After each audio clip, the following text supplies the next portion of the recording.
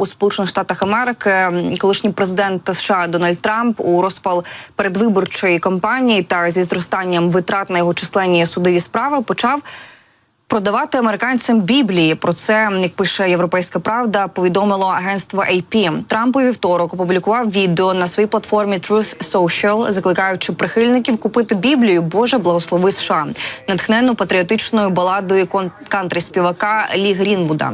Трамп виходить на сцену під цю пісню на кожному зі своїх мітингів і з'являється з Грінвудом на заходах. Зі Страсним тижнем зробімо так, щоб Америка знову молилася.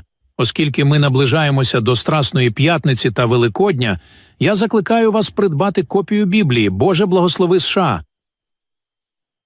Так написав Трамп, скерувавши покупців на веб-сайт, де книга продається за майже $60. Його неординарна кампанія з продажу Біблії стартувала у той час, коли Трамп зіткнувся із серйозною фінансовою кризою через зростання судових витрат. Трамп протистоїть 4 кримінальним обвинуваченням разом та кілька цивільним. У понеділок Трамп отримав відстрочку, коли апеляційний суд Нью-Йорка погодився відкласти стягнення понад $454 мільйонів, які Трамп заборгував за вироком у справі про цивільне шахрайство, якщо він виплатить $175 мільйонів протягом 10 днів. Трамп вже вніс $92 мільйони у зв'язку зі справами про наклеп, порушеним Елізабет Джин Керол, яка звинуватила екс-президента у сексуальному насильстві.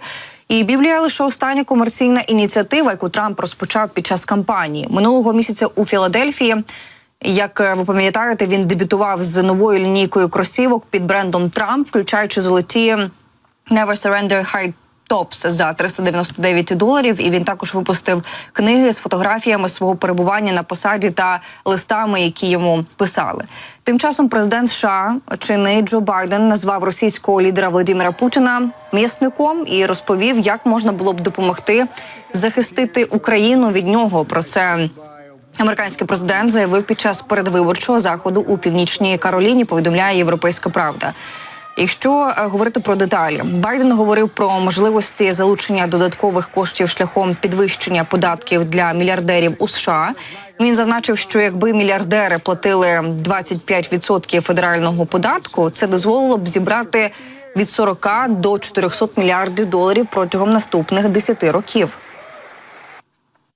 Уявіть, що ми могли б з ними зробити. Ми могли б зробити так багато речей послідовних, в тому числі, нарешті, забезпечити Україну захистом від цього м'ясника Путіна.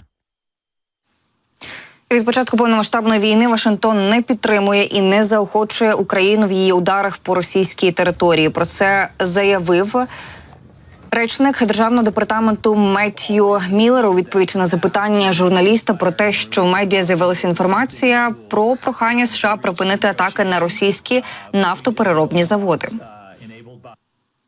Я не збираюся говорити про конкретні розмови, але це наша давня політика, яку ми чітко пояснили українському уряду, тому це не те, про що вони не знають.